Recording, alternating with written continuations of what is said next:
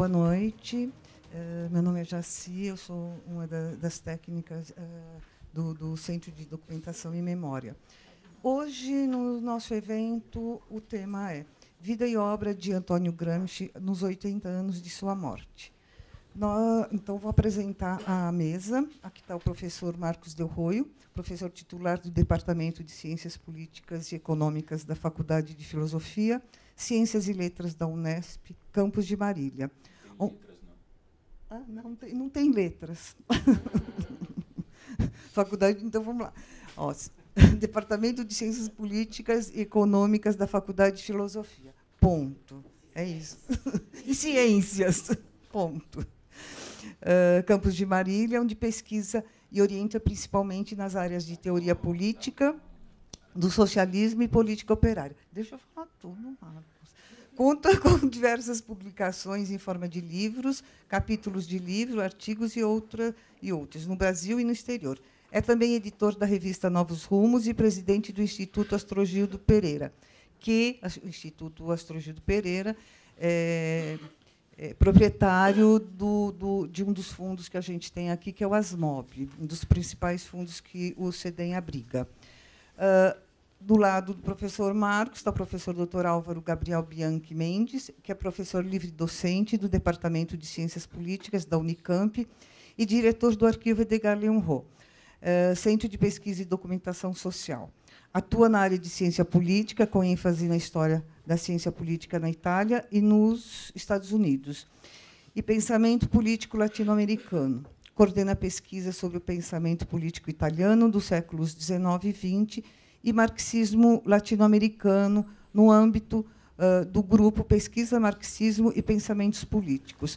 O professor Marcos vai iniciar, vai ter 30 minutos, depois o professor Álvaro, mais 30 minutos, e depois a gente abre a discussão, a perguntas.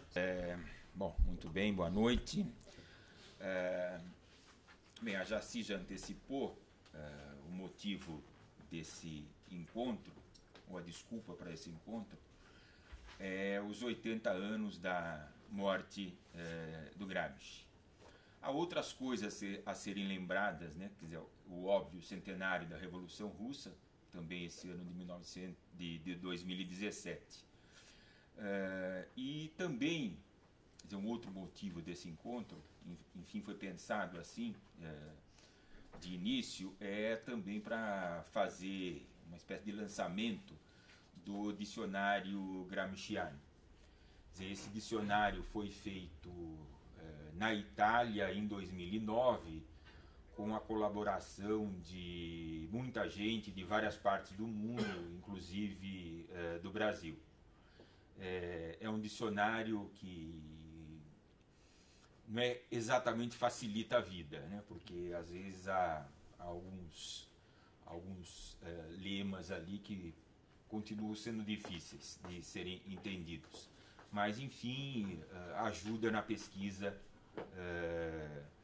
para quem tiver interessado em debruçar um pouco mais na obra do Gramsci, que é, digamos assim, difícil por vários motivos, né? O que eu combinei aqui rapidamente com o Álvaro agora foi de eu dar uma rápida passada pela trajetória política intelectual do Gramsci, para depois ele, Álvaro, fazer uma exposição a respeito da situação atual das pesquisas que vêm sendo feitas sobre esse autor. O Gramsci nasceu em 1891, na ilha da Sardenha. Quer dizer, é uma das regiões, digamos assim, atrasadas da Itália. Quer dizer, a Itália surgiu como país unificado apenas em 1870, e era um país, assim, digamos, duplo. Quer dizer, tem um norte com um processo de industrialização não tão acelerado e significativo como o da Alemanha, mais ou menos no mesmo período, mas tinha um processo de industrialização na região norte, em particular na cidade de Milão, de Turim e de Gênova, né, o porto de Gênova. Então, o Gramsci, ele, nascido na Sardenha, ele, de uma família bastante grande, quer dizer, bastante típica, né, daquela época na Itália e em outros países, e uma família, digamos assim, recém-urbanizada, né? Ele é o irmão aproximadamente do meio, né, nesse grupo grande de irmãos, e algo, quer dizer, poderia ser de sua menos importância, mas no caso do Gramsci é importante. Ele é portador de uma deficiência física que, digamos, o impedia de fazer algumas brincadeiras comuns assim aos seus, digamos, amiguinhos. Então ele foi um estudante bastante destacado dessa formação inicial, e quando ele se formou no Liceu Clássico, mais ou menos a nossa escola média, né, ou que era antigamente, né, bem antigamente, né, o nosso clássico, era algo parecido, ele foi agraciado com uma bolsa de estudos e foi para Turim. Quer dizer, era um ambiente completamente diferente. Uma cidade fria, terrível para a saúde dele, então ele vivia doente, né? E vivia sem dinheiro, porque a bolsa era insuficiente. Os nossos estudantes de hoje sabem muito bem o que significa isso. Tanto que ele não completou a universidade. Quer dizer, não se sabe bem se porque ele tinha uma visão muito crítica da universidade, ele era muito irônico em relação a muitos dos seus professores, né? Alguns ele respeitava, mas nem todos, né? Quer dizer, ou se foi o problema recorrente de falta de dinheiro e problema de saúde, ele não completou a universidade. A militância dele, ele começou participando como jornalista, como crítico literário, crítico teatral, né? Porque na universidade ele fez a faculdade chamada de Lettere, né? Quer dizer, na verdade era linguística o que ele fazia, né? Então, isso marcou muito a obra do Gramsci. Até os últimos escritos dele, essa formação da linguística é muito importante, é uma das coisas que vem sendo muito destacadas hoje. E nem sempre foi assim. Os estudos mais recentes vêm dando um destaque particular a isso, né? Nesse momento, o Gramsci se aproxima também do Partido Socialista. Não se sabe exatamente quando ele ingressou no Partido Socialista, mas há uma situação um pouco paradoxal. Ele se aproxima, quer dizer, de uma maneira emocional da vida operária. Quer dizer, o convívio dos estudantes com os operários era algo que era convívio muito próximo na cidade de Turim. Mas ele tinha uma verdadeira aversão à concepção, digamos, teórico-filosófica que prevalecia no Partido Socialista. O Partido Socialista italiano, ele, digamos assim, tinha uma visão de um socialismo muito, muito arraigadamente positivista, né? E o Gramsci, pela sua formação, ele era visceralmente contra o positivismo. Qual era a formação do Gramsci? Inicialmente, ele é um meridionalista. Quer dizer, o que significa isso? Quer dizer, há uma vertente intelectual na Itália que entende, quer dizer, percebe, se dá conta, porque era óbvia, que a região sul da Itália e as ilhas, a Sardenha e a Sicília, são exploradas pelo norte, quase como uma colônia, né? E do ponto de vista, digamos, filosófico, a formação dele é do chamado neo-idealismo. A referência forte para ele nesse momento de formação é Benedetto Croce, que mais tarde, já com o Gramsci na prisão, vai se transformar, na verdade antes da prisão já era, mas muito fortemente nos cadernos do cárcere, como seu principal adversário filosófico, né? Bom, muito bem. Uma das grandes impactos na vida do Gramsci, evidentemente que não foi só dele, né? Mas de uma parcela pequena, a rigor, da esquerda europeia, foi a Revolução Russa. Quer dizer, o trânsito do Gramsci em direção ao marxismo está todo, do meu modo de ver, relacionado ao desenvolvimento da Revolução Russa. Quer dizer, desde no primeiro momento ele manifesta a sua profunda simpatia ao que acontecia na Rússia, mesmo que as informações fossem muito picadas, disformes, que não eram informações, digamos assim, que se pudesse fazer uma leitura mais do processo que ali acontecia com mais, digamos assim, com mais solidez, né? Mas conforme as informações chegavam, o Gramsci sempre manteve a sua proximidade e a sua simpatia com a Revolução Russa. Quer dizer, claro que a ideia que isso também se difundia por boa parte da Europa era aquela de fazer como na Rússia, quer dizer, fazer a Revolução Socialista. Quer dizer, de fato, no caso da Itália, nós podemos perceber que a Itália foi a última fronteira onde a Revolução Europeia chegou. Quer dizer, a Revolução começa na Rússia, de fato ela vai se espalhando pela Europa Oriental, pela Alemanha, até chegar no norte da Itália. Agora, como em todos esses outros lugares, um elemento essencial para a Revolução foi a organização nos conselhos. A forma da Revolução Socialista foi o Conselho Operário. Ele surgiu em Petrogrado, né, São Petersburgo, depois Leningrado, hoje São Petersburgo de novo, e se espalhou com adaptações, né, com formas diferentes de um ou outro lugar, mas enfim era a forma de conselhos, e isso também chegou na Itália.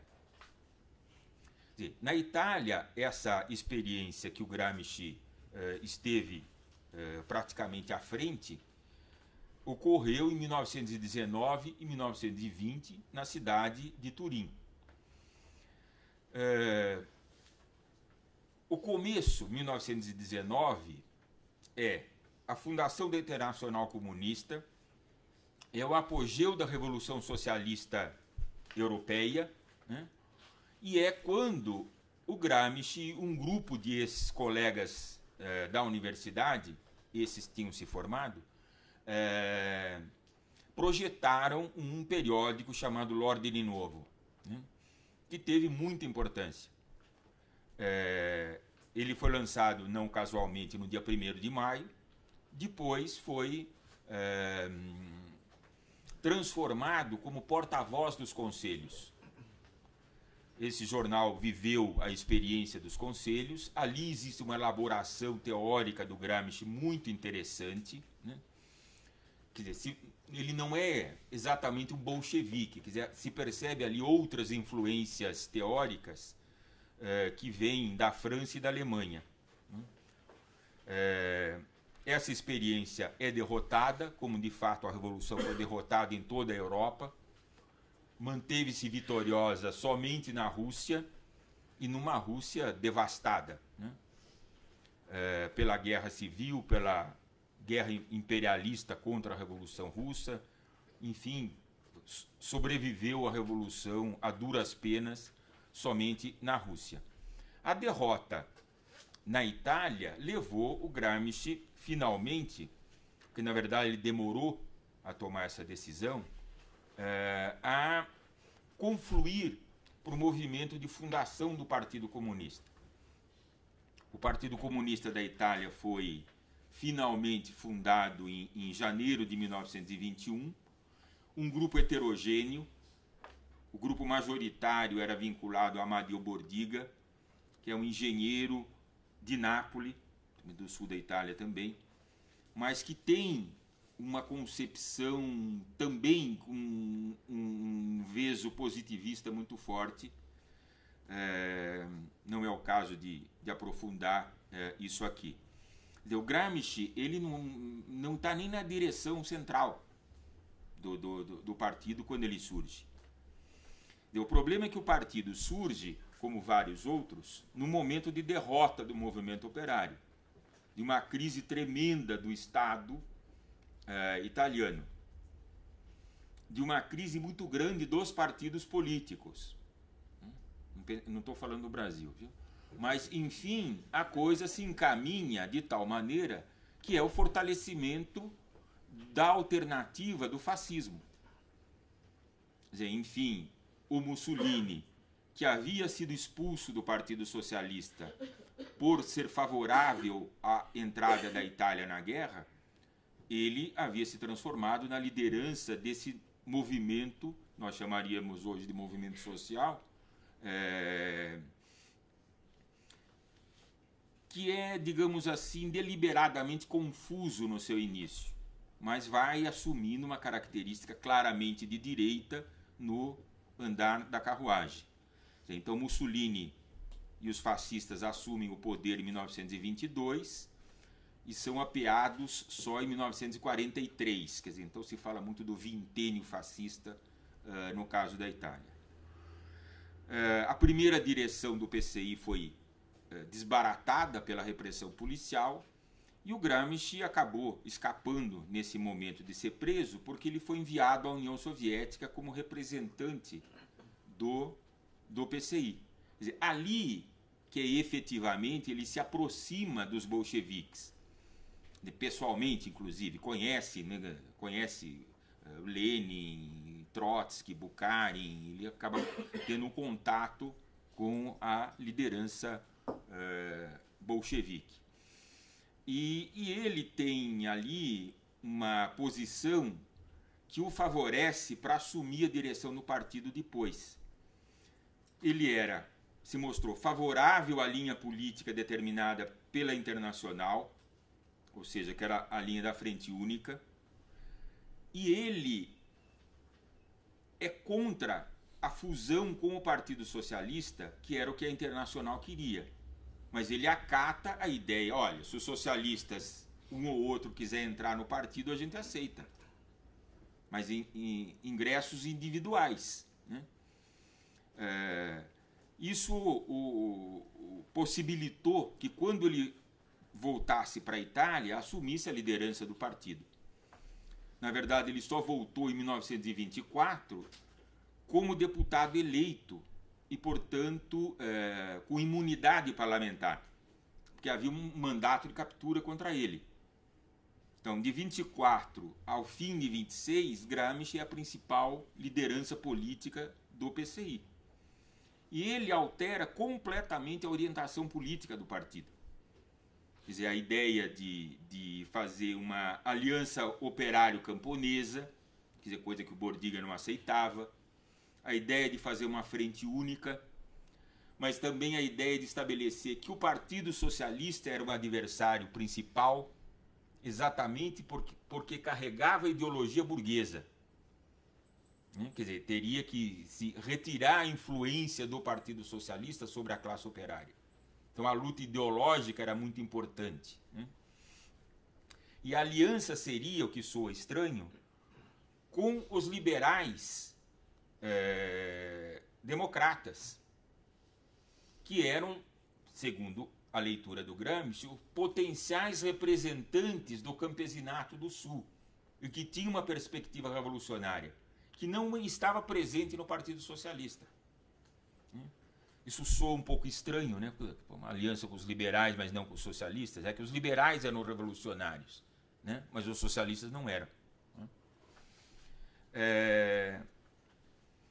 No final de 1926, há uma, digamos assim, um processo de consolidação do fascismo.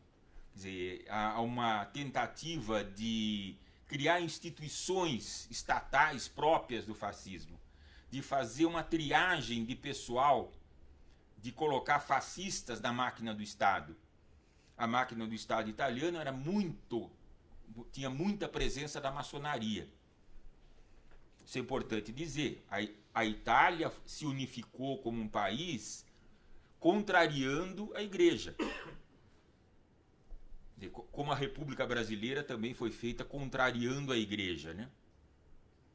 Então esse choque entre a Itália e a Igreja durou, quer dizer, na verdade durou muito tempo. Mas enfim, foi só entre 29 e 31 que quando Mussolini faz um acordo com o Papa Pio XI, é que isso se esmaece um pouco essa tensão. Bom, mas enfim, quando chega novembro de 1926, há um terceiro atentado no ano contra a vida do Mussolini. Alguns especulam que isso pode ter sido forjado, esse atentado. O Mussolini fazia um comício na cidade de Bolonha e, curiosamente, espetacularmente, o Gramsci, no mesmo momento, pegava um trem em direção a Milão.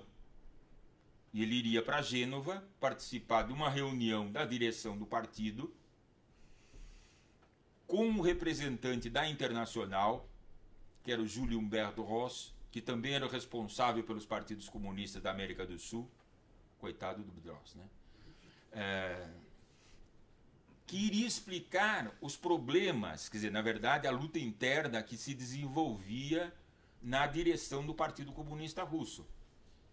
Quer dizer que aquilo já estava superado, que aquilo não é... Porque no mês de outubro, o Gramsci escreveu uma carta para a direção do Partido Russo, em nome da direção do Partido Italiano, dando um puxão de orelha generalizado, né? Vocês não podem ficar brigando desse jeito, que nem moleque, porque vocês, na verdade, têm uma responsabilidade internacional enorme. E se vocês ficam brigando aí por essas coisas, não dá. Isso vai ter uma repercussão muito negativa internacionalmente, bom, como de fato houve, né? Enfim, quando o Gramsci chega em Milão, aí é uma história que ainda, né, alguém disse a ele para voltar, né? Provavelmente foi a polícia da estação, que falou, olha, volte, porque a situação em Milão não está segura, né? Porque chegou aquela coisa, a notícia do atentado, e houve então uma repercussão, os fascistas saem batendo, queimando para todo quanto é lado, né? O Gramsci voltou para Roma, efetivamente, e ficou o tempo todo vigiado pela polícia. Quer dizer, na verdade, ele já era o tempo todo vigiado. E as tentativas de tirá-lo fracassaram, e na semana seguinte ele foi preso. Ele ficou preso inicialmente poucos dias em Roma, depois ele foi para a ilha de Ústica, no sul, depois ele foi para Milão, ficou preso em Milão cerca de um ano, terrível para ele, porque Milão também é uma cidade muito fria, né? Depois ele voltou a Roma, onde foi o processo, ele foi condenado a 22 anos e 4 meses de prisão. Começou uma luta tremenda para ele ficar numa prisão que fosse para pessoas com problemas de saúde. E ele foi efetivamente para a cidade de Turi, uma cidadezinha pequenininha, perto de Bari. Bari é a capital da região da Puglia, né? Bom, e lá ele ficou. Quer dizer, nesse momento todo, o partido armou um esquema de assistência ao Gramsci, né? A ideia é que ele teria a assistência da cunhada dele, que vivia em Roma, chamada Tatiana Schutt.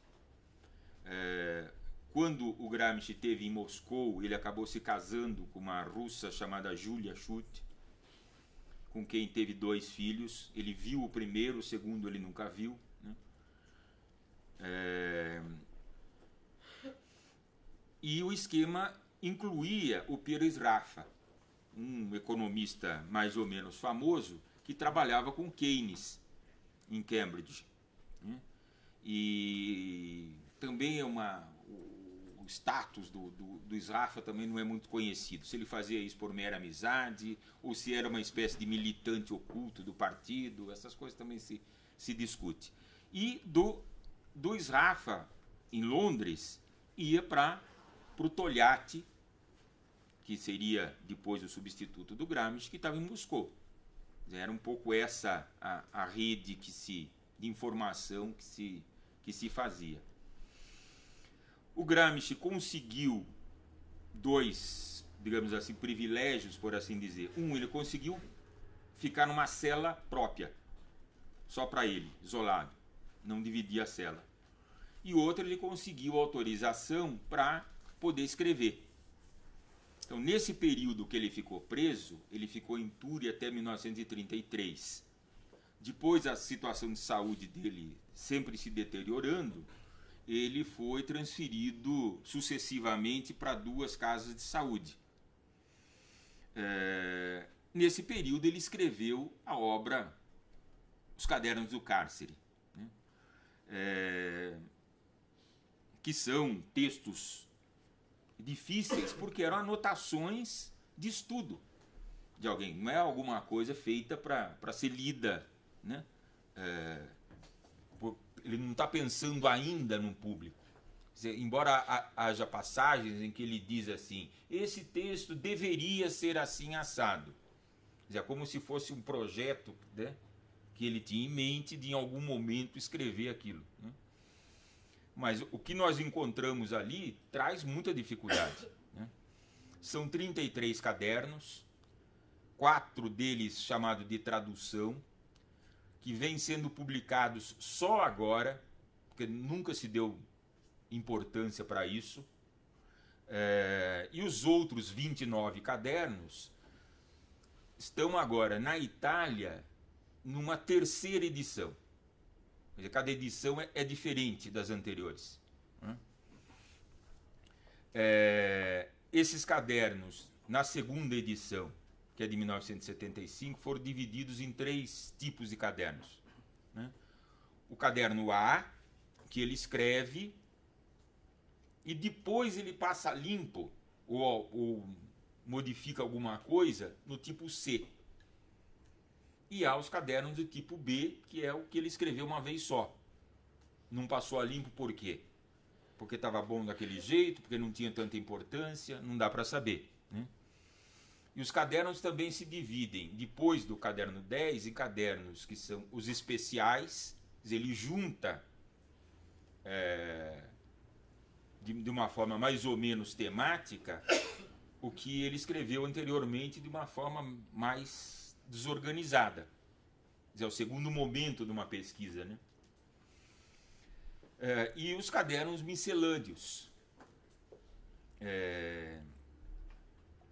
que eram aqueles de temas variados, né? Enfim, que ele continua ainda escrevendo.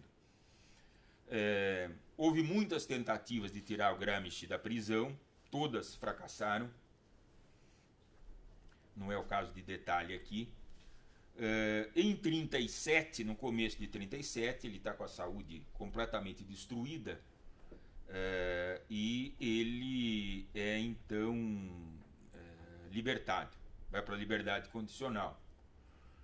Mas não adiantava muita coisa, né? Porque 2 semanas depois ele morreu. Também há especulação, porque isso é mera especulação que nunca vai ser provada, que pode ter sido envenenado. Mas isso é mera especulação. Lembrar que ele foi cremado, né? E ele está enterrado em Roma, no cemitério dos não católicos. É muito interessante isso, né? Não, porque ali é um cemitério bem interessante. Ali tem muitos judeus, muitos muçulmanos, protestantes que estão enterrados ali. Então é um cemitério muito particular, né?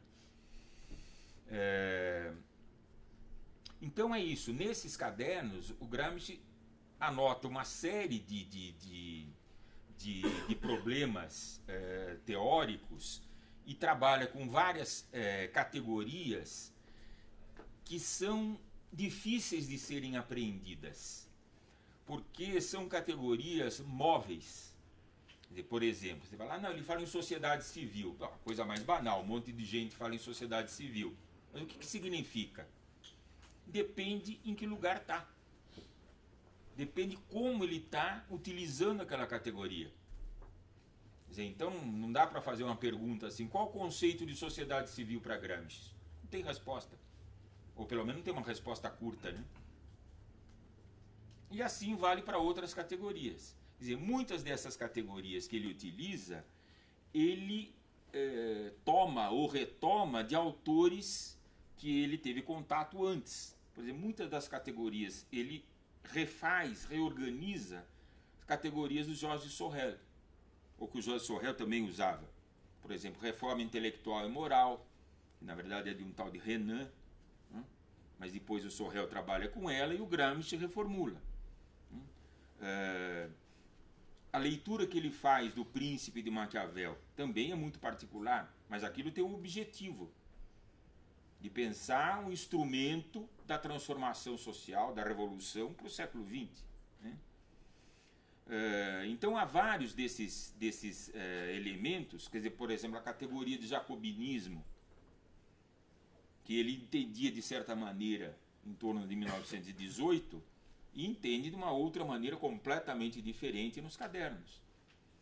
Então essa movimentação de como essas categorias teóricas se transformam e como elas são utilizadas é um trabalho interessante, certamente, mas nada fácil. Né? Nada fácil de ser feito. Então há uma bibliografia extensa. E depois é um autor, pelo tipo da obra que nós temos em mão, ele pode ser utilizado ou mal utilizado de diversas maneiras. Né? Então também é o autor que sugere e inspira muita polêmica, né? Mais do que outros. Por exemplo, Lenin. Lenin escrevia de uma forma absolutamente direta e para ser entendido. Né? Quer dizer, o que dificulta a leitura do Lenin, para nós, é que ele faz referência, porque ele está sempre debatendo com alguém, com autores e nomes que para nós são um pouco esquisitos, né, em geral russos ou alemães, que a história não preservou com tanto carinho assim. Então fica mais difícil ler. Mas se for o texto do Lenin mesmo, ele é direto e reto. Porque ele escreve para ser entendido. Né? Não era a situação do Gramsci, né, no cárcere. Depois aquela coisa, também estava sujeito à censura. Por isso que ele escreve todo enrolado, em parte. Mas em outra medida, aí penso eu, né, é que ele é um nível de abstração muito grande. Mas é como ele está pensando. Também dificulta a leitura para o comum dos mortais. Né? Então essa apresentação bastante rápida que eu fiz aqui, depois, obviamente, quando a palavra passar aí para vocês, a gente pode conversar bastante mais sobre qualquer uma dessas coisas que eu falei aqui dessa maneira tão rápida. Né? Acho que é interessante agora que o Álvaro faça uma exposição sobre em que pé andamos. Né? Vamos lá, Álvaro. Obrigado, Marcos. Boa noite a todos aqui presentes. Este é um ano, isto deve estar acontecendo também com você, Marcos. A gente é um ano muito particular porque é o ano no qual se completam os 80 anos da morte de Antônio Gramsci, mas também o centenário da Revolução Russa. E provavelmente a tua agenda também está cheia de eventos. e tem chamado a atenção de que os eventos convocados para discutir o pensamento, a vida e a obra de Antônio Gramsci têm sempre casa cheia.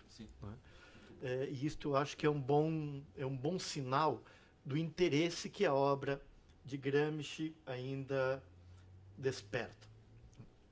Aproveito para convidar vocês, de 22 a 25 de agosto, nós realizaremos na Unicamp, no Instituto de Filosofia e Ciências Humanas, o colóquio internacional Antônio Gramsci. O Marcos Del Roio estará lá, também estará Giuseppe Cospito, Kate Crahan, Guido Liguori, Fábio Frosini não vem desta vez, Daniela Mussi, Anita Schlesner, Ivete Simeonato, Eleonora Forenza, ou seja, é um conjunto bastante interessante de pesquisadores.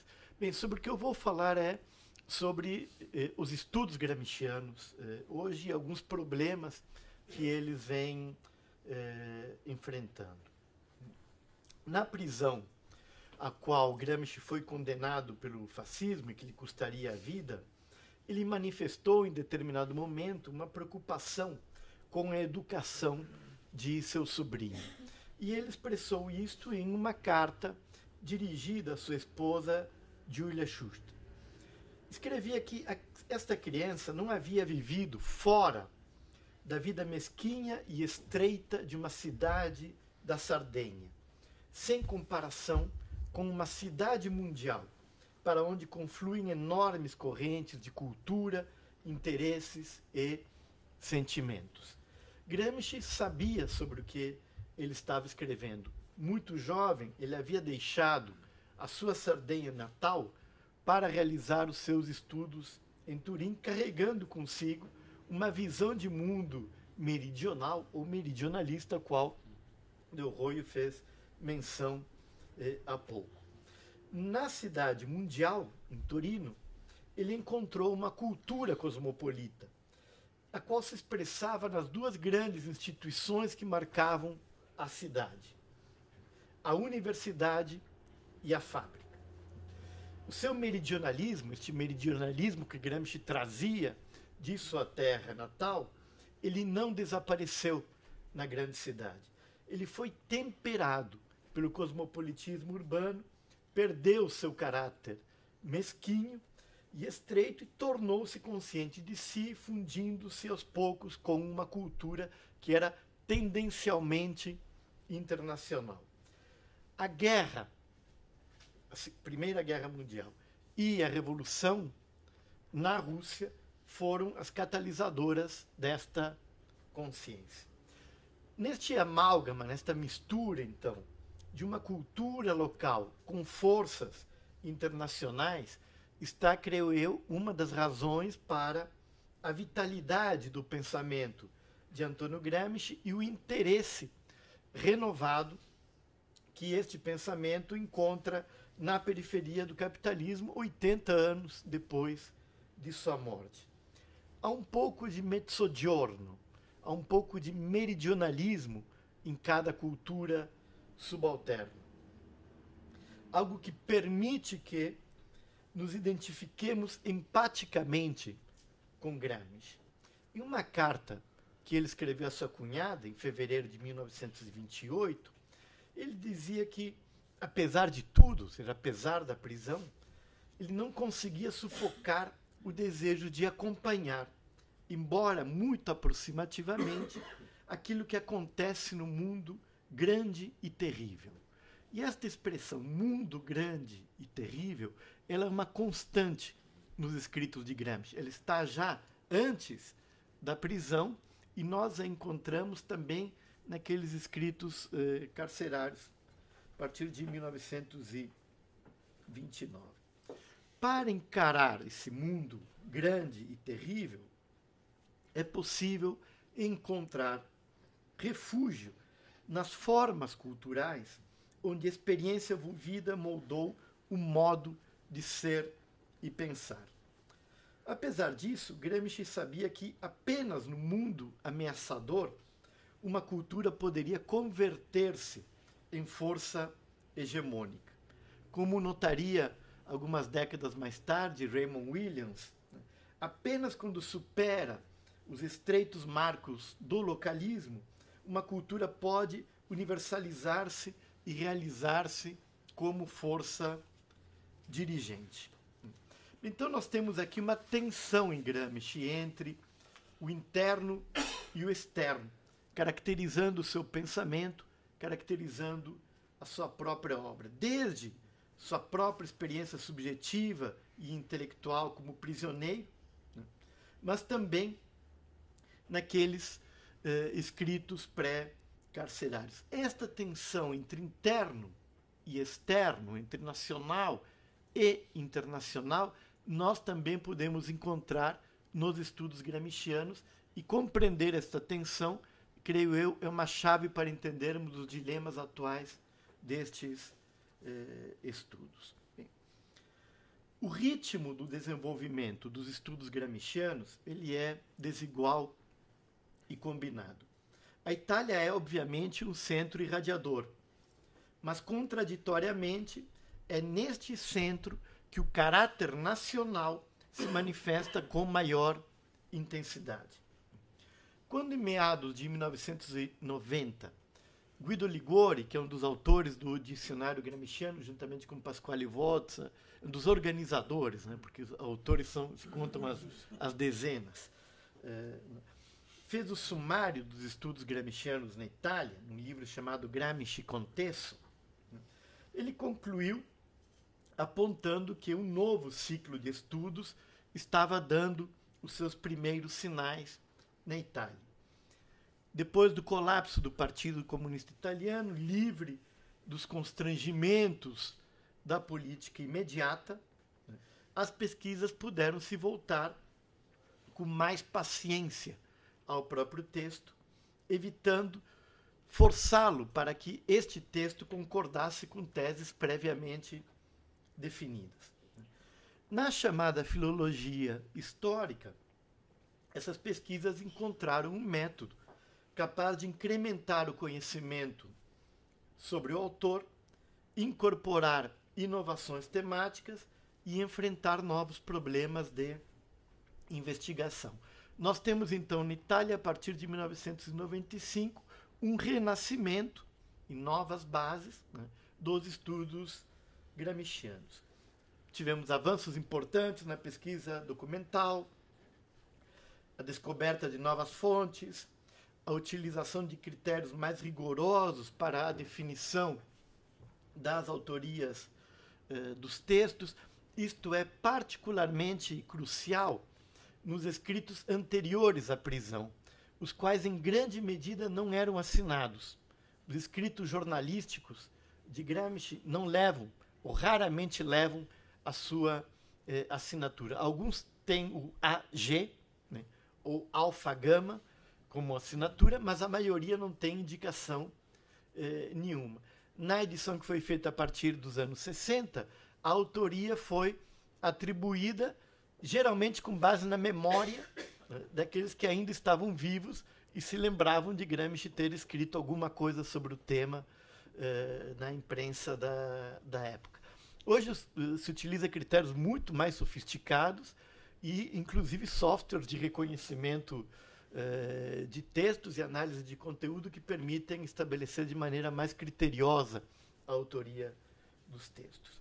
Bem, os efeitos deste novo ciclo, eles podem ser percebidos na nova edição nacional dos escritos de Antonio Gramsci, publicada pelo Instituto da Enciclopédia Italiana a partir do início dos anos, de meados dos anos 2000. Trata-se de uma iniciativa aprovada pelo Senado da República e levada a cabo por um comitê científico, reunindo alguns dos principais estudiosos da Itália. Esta nova edição pretende reunir, pela primeira vez, todos os escritos de Gramsci organizados criticamente. Ela está dividida em 3 seções.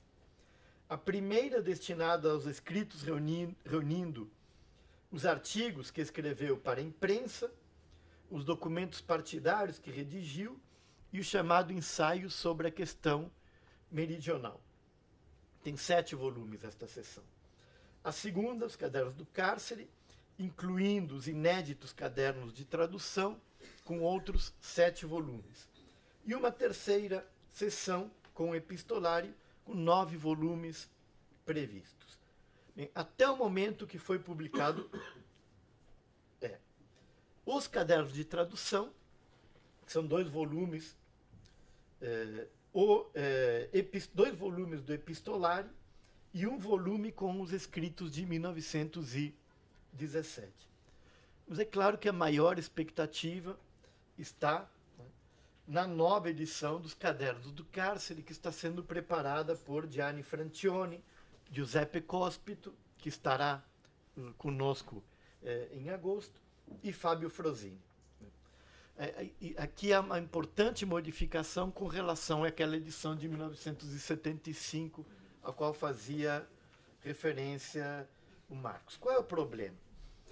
Gramsci, na prisão, ele registrou sua reflexão em cadernos escolares, escrevendo com uma letrinha caprichada e perfeitamente legível, praticamente sem rasuras, indicando que esta escrita era o resultado de um longo processo de reflexão.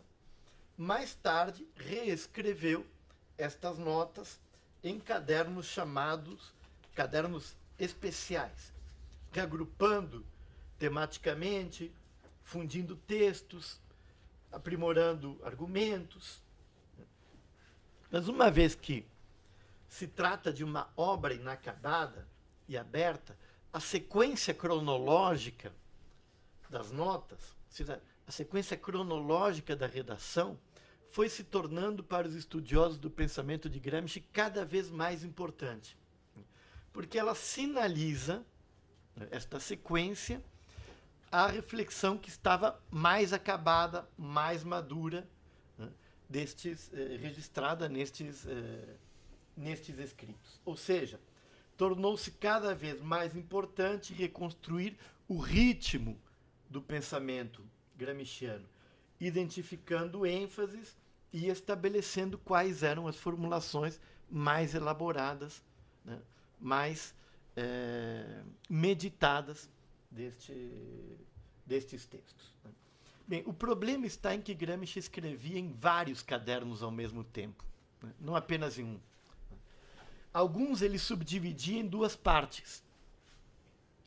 Escrevia nas margens dos cadernos, pulava às vezes as folhas iniciais dos cadernos para começar o caderno a partir do meio e depois voltava para preencher as folhas iniciais.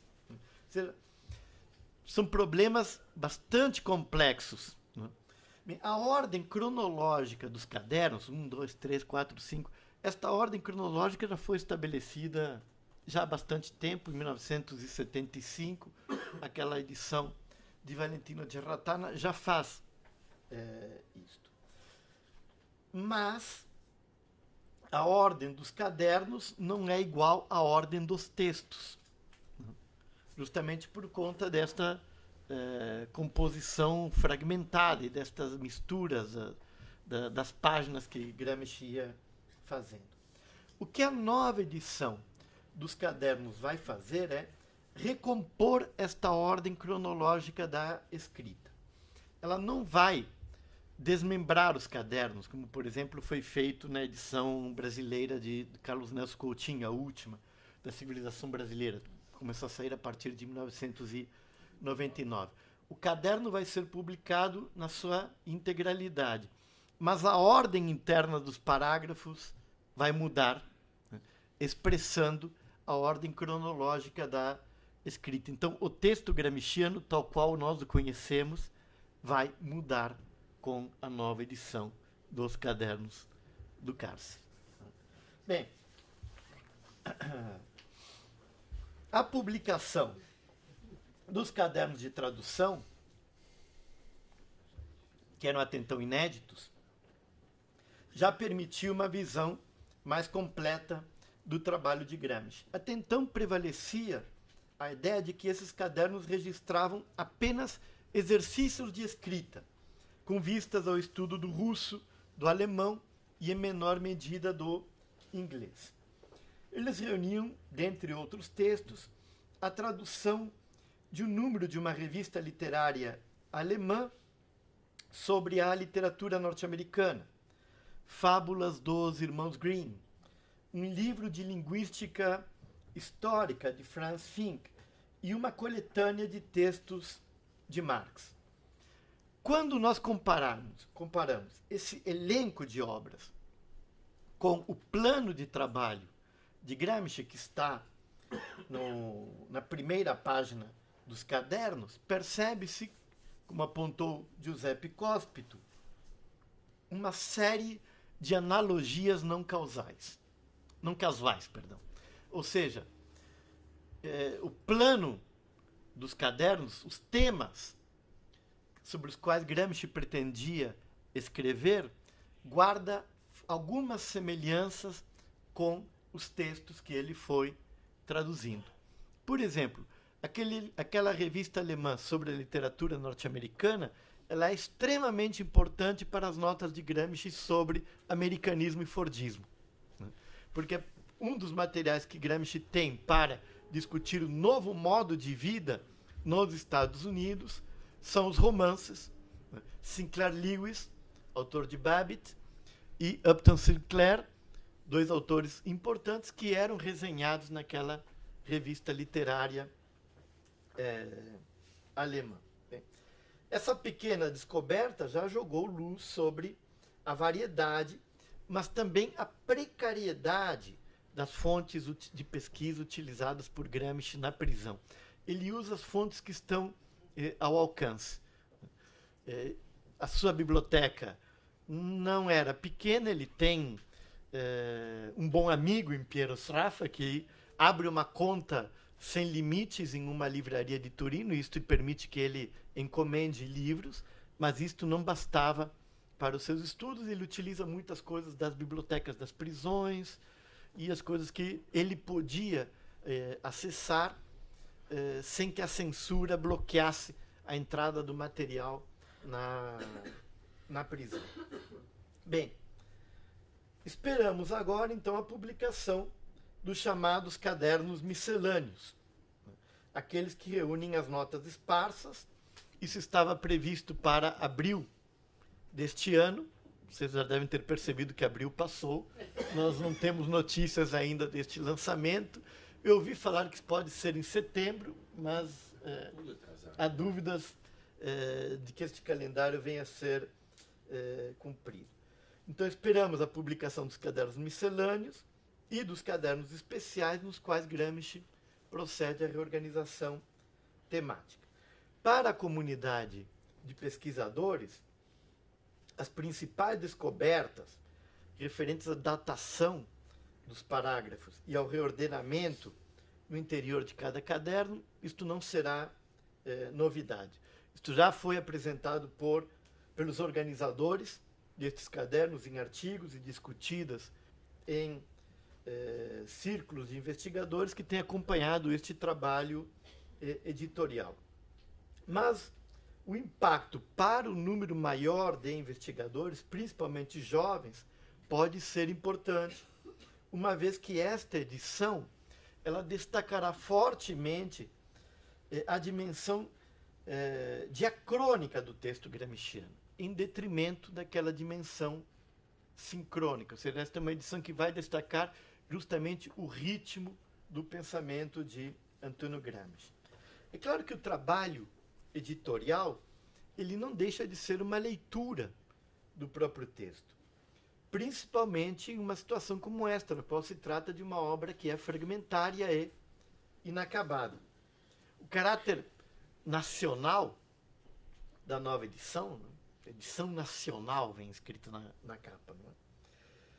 Está presente não apenas na denominação e nos seus patrocinadores, mas também nos debates que ocorreram principalmente nas primeiras fases do projeto, a qual também foi fortemente marcada pelas animosidades que vieram à tona com a dissolução do Partido Comunista Italiano. Ou seja, todo o projeto da nova edição nacional levou até sair o primeiro volume, mais de 10 anos de discussão entre os organizadores, uma discussão que só se resolveu quando alguns dos protagonistas começaram a morrer. E o debate se encontrou uma solução biológica, uma solução natural. Por exemplo, Valentino de Ratana era uma voz que era o autor, organizador da edição crítica, era um forte opositor a este projeto da edição nacional, como estava sendo proposto, por exemplo, por Gianni Francione, Giuseppe Cospito e Fábio Frosini, e escreveu várias vezes questionando e afirmando que os idealizadores dessa edição consideravam como verdadeiras hipóteses de datação que, em alguns casos, não poderiam ser materialmente comprovados. Não há data escrita por Gramsci nos parágrafos. Infere-se uma data a partir das fontes que Gramsci vai utilizando na prisão e, em particular, das revistas que vão chegando, né, e que recebem por parte da autoridade prisional um carimbo, uma assinatura e uma data, antes de chegar na mão de Gramsci. Então, por esta data da autoridade prisional se infere, e a citação no caderno se infere a data do parágrafo. Ou seja, sabe-se que determinado texto não poderia ter sido escrito antes de Gramsci pegar a revista na mão. Certo? Bom, mas depois de quase 30 anos ali de discussão, um certo consenso foi sendo construído em torno dos critérios da nova edição nacional. E o mérito dela está de permitir uma reconstrução mais acurada da história interna dos cadernos. E com isso abrir a porta para novas interpretações, mas nunca interpretações definitivas. Eu creio que a publicação desta nova edição ela é também um risco. Em primeiro lugar, porque ela não é comercialmente acessível. Ela é acessível apenas a um pequeno número de pesquisadores, pelo menos até o momento. Espera-se que ela se torne uma edição online, mas isto é apenas um desejo, por enquanto. Além do preço, né? Não se sabe o preço. Eu comprei. Então você foi o único. Porque ela não se vende em livraria. Né? Não se vende em livraria a edição. Bem. Está em torno de 60 euros cada um. 60 euros cada volume. Em torno disso. Né? Bem.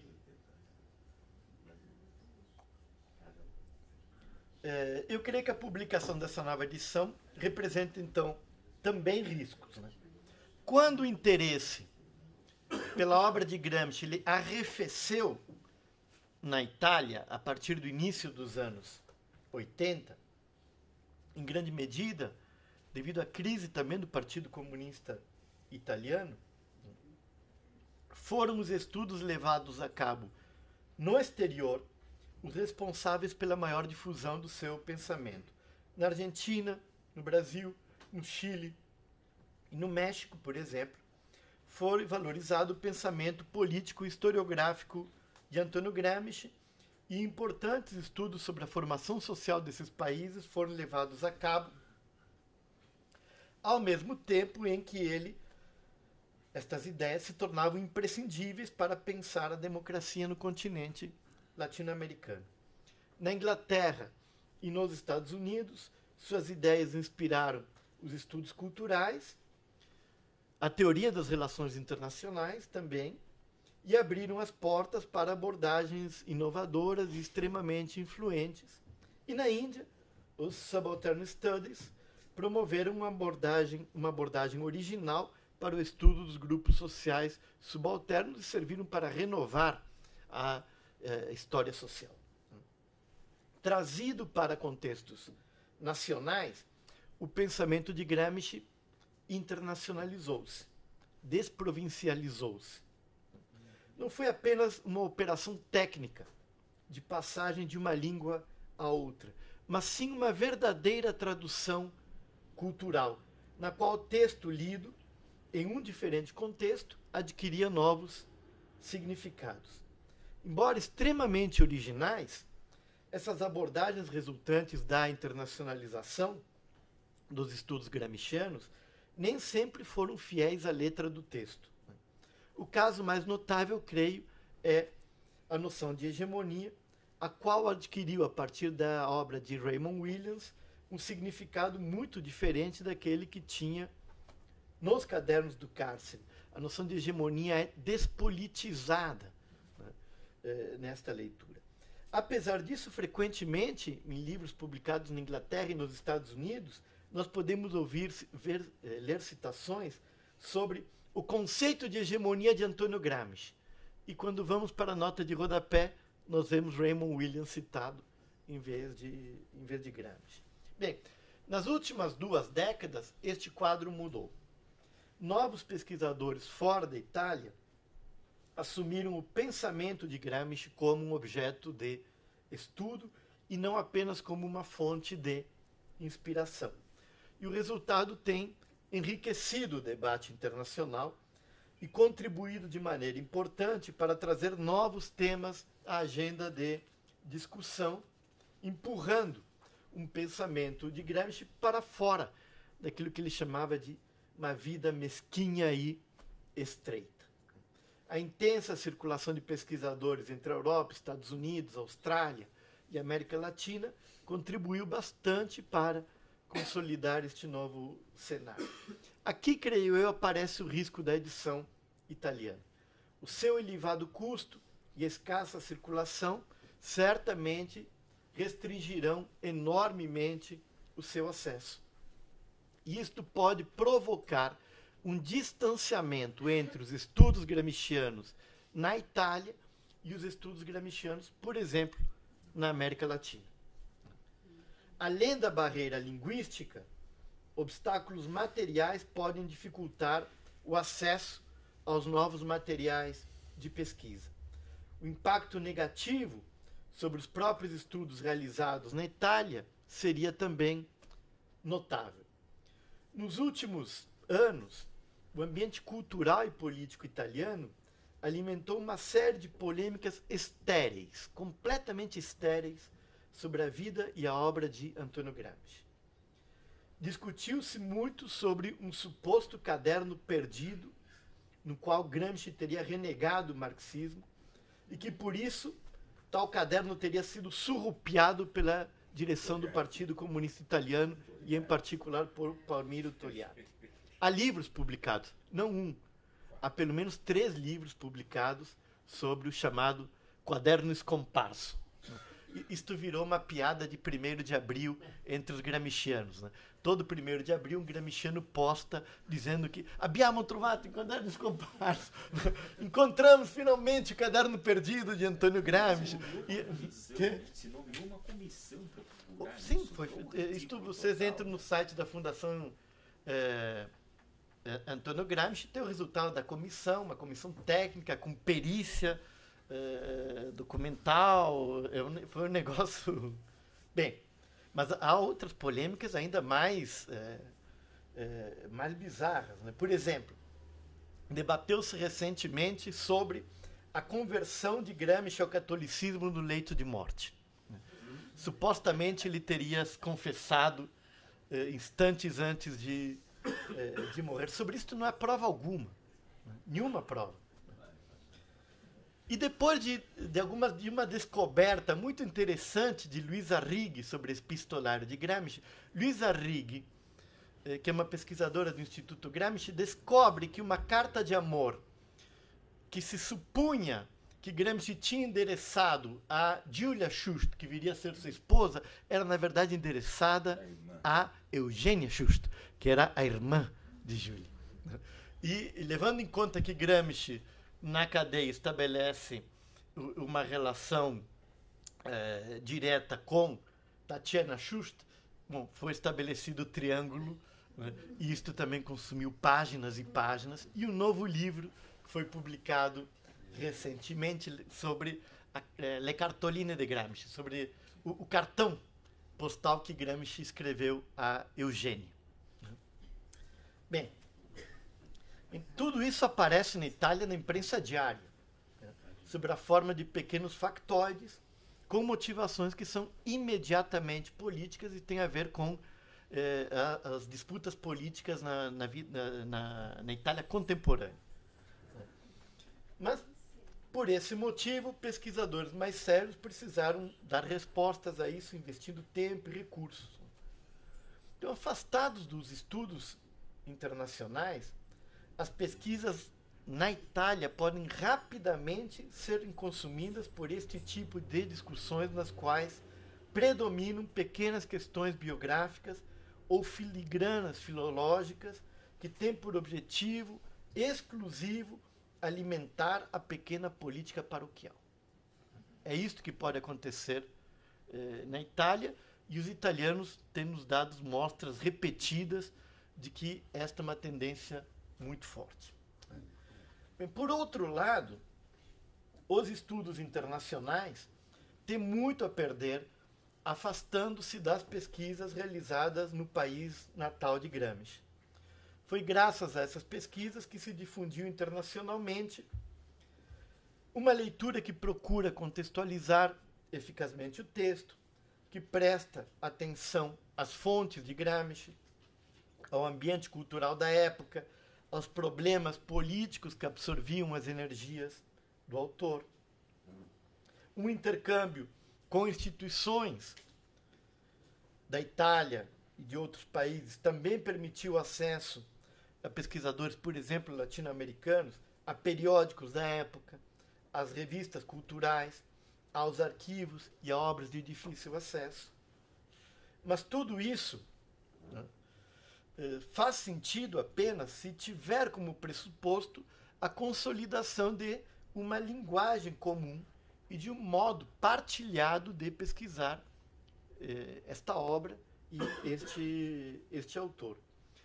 Eu acho que precisamos encarar este desafio que a edição nacional coloca. Ou seja, nós chegamos num ponto nos estudos gramscianos, em particular no Brasil, na qual não há ponto de retorno. Nós não podemos recuar às décadas de 70, de 80, 70 e 60.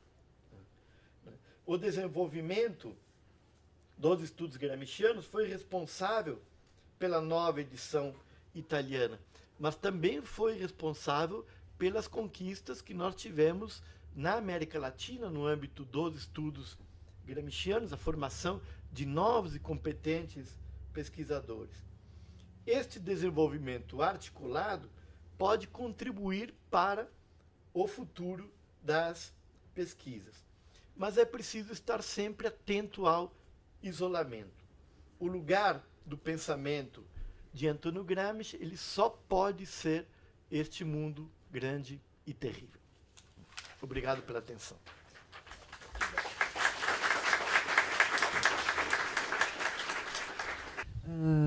Então, a gente só pode agradecer a presença dos professores e por essa palestra muito informativa, né?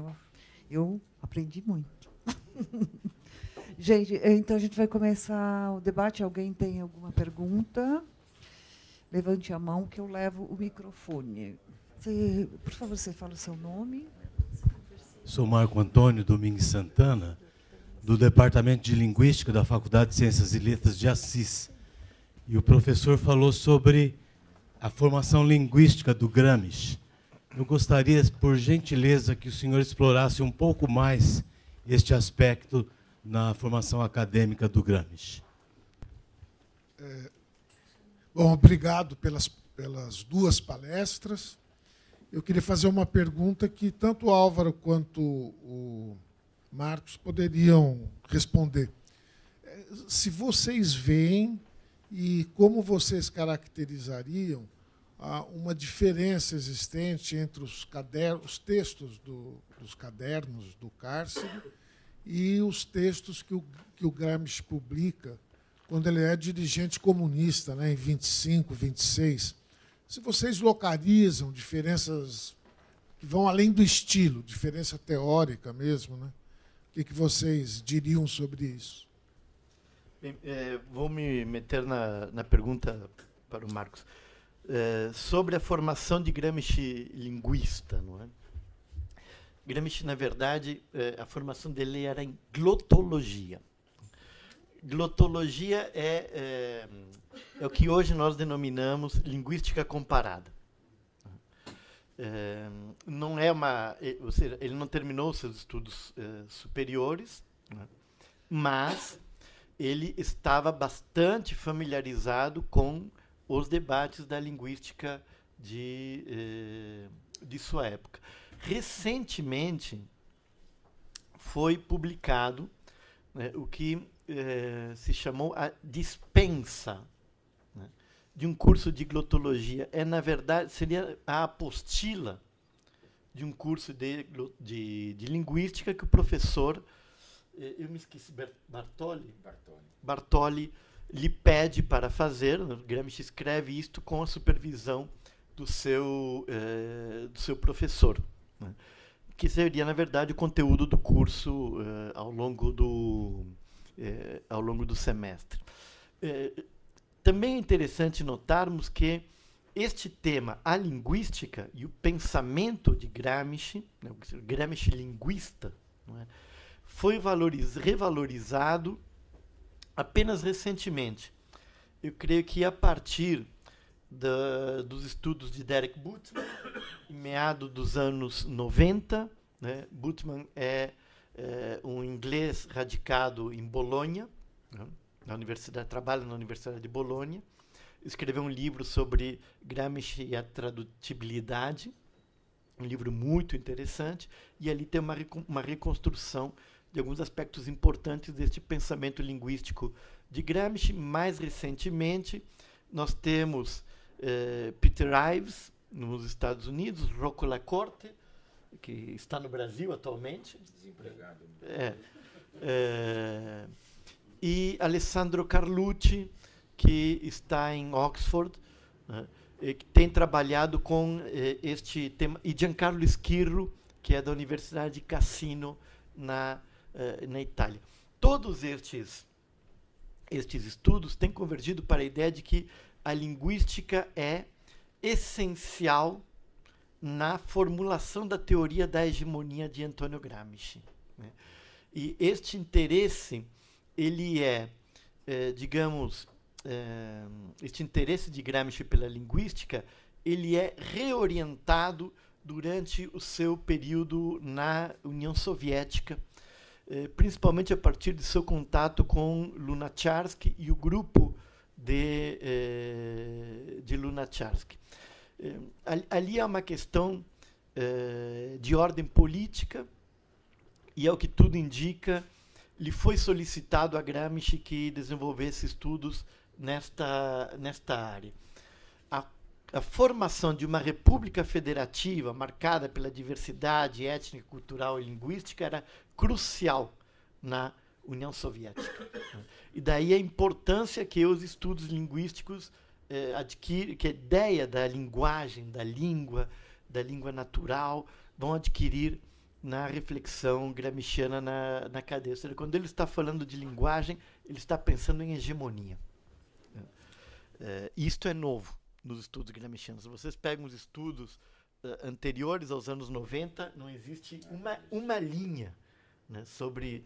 Pegam Gramsci e o Estado, pegam um livro do Carlos Nelson Coutinho, publicado no Brasil, não há linguagem, né, nesta reflexão, é uma questão nova. Bem, sobre os cadernos e os escritos pré-carcerários, evidentemente é uma questão de ordem, não é apenas uma questão de ordem estilística, há também uma diferença que eu acho fundamental, que é o do alcance da reflexão. Quando Gramsci decide começar a escrever, ele conta isto para a sua cunhada Tatiana Schust e informa que estava obstinado pela ideia de fazer algo für ewig. Ele utiliza uma expressão que é de Goethe, ou seja, fazer algo permanente, algo duradouro. Ou seja, os seus escritos no cárcere, eles são de ordem, a meu ver, política. Ou seja, há uma intervenção política forte nestes escritos. Mas não é da política imediata que ele está tratando, muito embora possam ser influenciados pelos debates contemporâneos no interior, por exemplo, da Internacional Comunista, do Partido Comunista Italiano, a questão da Constituinte, do giro sectário do Partido Comunista Italiano. Sim, isto marca a reflexão de Gramsci, mas mesmo estes problemas da política contemporânea são vistos por ele em uma outra escala de tempo, né? Ele dilata o tempo histórico nos cadernos do cárcere. Mas não creio que haja uma ruptura teórica entre os escritos anteriores à prisão e posteriores. O que nós temos é desenvolvimento, novos temas que vão entrando, novos conceitos aparecem, né? Mas não há uma ruptura no sentido de um corte epistemológico entre essas duas fases. Bom, muito bem. Tentar não repetir o que o Álvaro disse sobre a questão da linguística, da linguagem. O Gramsci já, pelo fato dele ser sardo, ele já tinha essa presença forte dessa discussão da língua. O sardo é muito diferente do italiano. Do italiano. Bom, enfim, o italiano, na verdade, é o fiorentino que virou a língua, foi imposta como língua nacional, né? Uma decisão absolutamente por cima que a língua que se falava em Florença seria a língua italiana, né? O Gramsci, na prisão, ele teve ocasião de perceber muito isso, a diversidade cultural do sul da Itália. No ensaio que ele escrevia antes de ser preso, que ficou conhecido como a questão meridional, ele trata o sul da Itália quase como de uma maneira homogênea. Na prisão, ele percebe as enormes diferenças dos prisioneiros, que eles se agrupam de acordo com a origem. Quer dizer, os calabreses, os sicilianos, os napolitanos, eles têm uma particularidade cultural que está muito ligada ao dialeto. Então, a questão do dialeto na Itália era uma questão muito importante. No pós-guerra, um antropólogo chamado De Martino se inspirou muito no Gramsci, né, para fazer os estudos a antropologia na Itália é muito marcada por essa questão da linguística, do dialeto, né? A diversidade cultural é muito marcada pelo dialeto, né?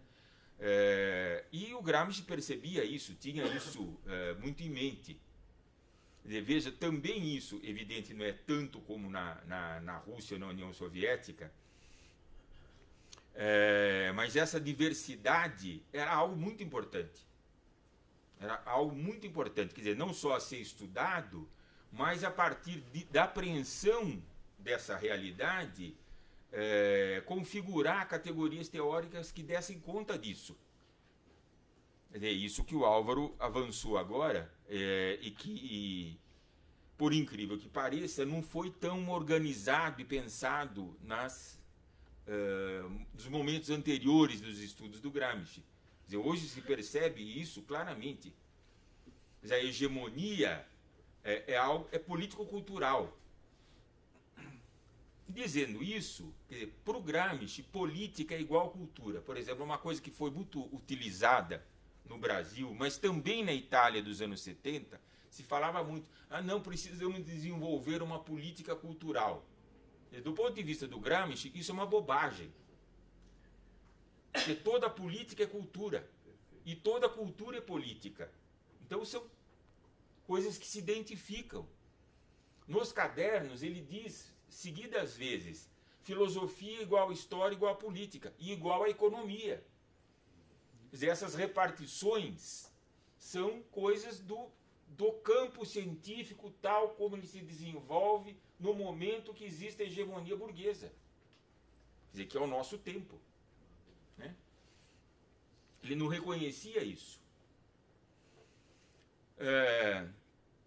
Também se discutiu muito em outros momentos da interpretação do Gramsci que foram frequentes essas apropriações impróprias do Gramsci. Né?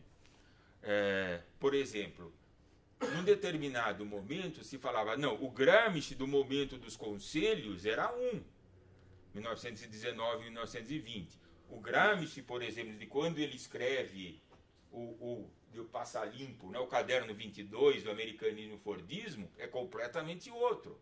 Né? Então haveria rupturas, né, no desenvolvimento intelectual do Gramsci. Então isso foi defendido. Né? Hoje, eu tenho a impressão que essa tese está muito enfraquecida. Que não foi só essa tese de que ridículo, né? Que o Gramsci teria se convertido no leito de morte, né? Que é um absurdo total. Mas foi muito defendido por autores que o Gramsci, na verdade, ele teria rompido com a Internacional Comunista e virado social-democrata. Quer dizer, caso ele fosse solto, ele voltaria a se filiar ao Partido Socialista. E como fez o Tasca, né? Que era um dos 4 Cavaleiros do Apocalipse, lá do Lorde de Novo. Né? Então, no meu modo de ver, não existe isso. Quer dizer, há uma continuidade na reflexão do Gramsci. Quer dizer, por um outro veio, há uma aproximação dele do marxismo, e ele só é plenamente marxista, talvez, nos cadernos.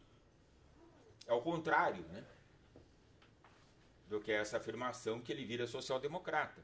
Não vejo como se sustente isso. Mas são aquelas disputas de puxar o Gramsci para um lado para o outro.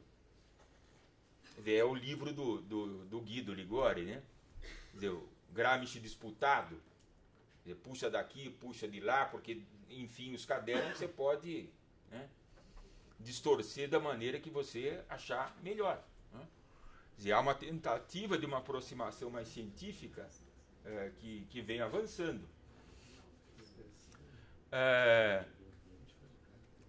Claro que há as formas de escrever. Quando o Gramsci escreve documentos para a direção do partido, para ser discutido na direção do partido, são muito diferentes daqueles dos cadernos. Outras questões que se percebe, chama atenção. Em alguns momentos, para o Gramsci dava a impressão que da onde ele estava, né, em torno de 24, falava, daqui 40 anos a Igreja Católica já era. Né? Quer dizer, era a ilusão daquilo. Quem está no movimento revolucionário tem a tendência a perceber ou a sentir que grandes soluções virão num curto tempo. Quer dizer, em 10 anos vamos resolver um monte de problemas. Né? Quer dizer, no cárcere, a temporalidade muda. Ele pensa em longo tempo. A temporalidade é outra. Mas as concepções, digamos assim, filosóficas do Gramsci, elas se firmam nos cadernos. Quer dizer, ele desenvolve algo que você dá para perceber que estão presentes muito antes. Quer dizer, ele nunca deixou de lado, por exemplo, a questão dos conselhos de fábrica. Nunca. Quer dizer, ele não trata lá... Você vai falar, mas ele não fala tanto disso nos cadernos, mas fala. E nos momentos que fala são cruciais. Percebe que isso é um ponto persistente, é importante para ele, essa questão. Né? Então eu vejo muito mais a continuidade do que qualquer tipo de ruptura. Não se pode dizer, evidente, a ruptura com o Croce foi lenta.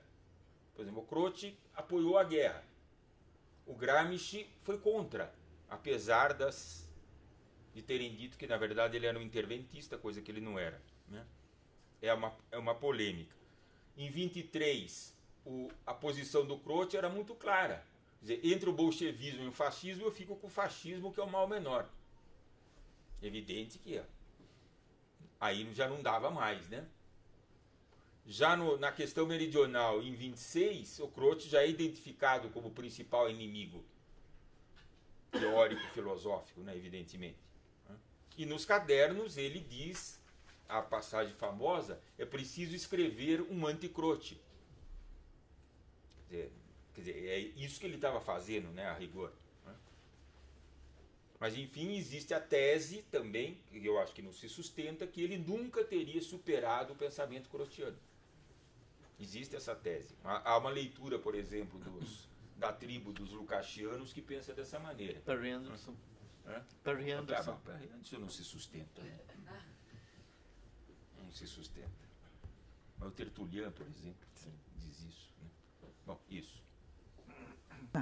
O nome, por favor.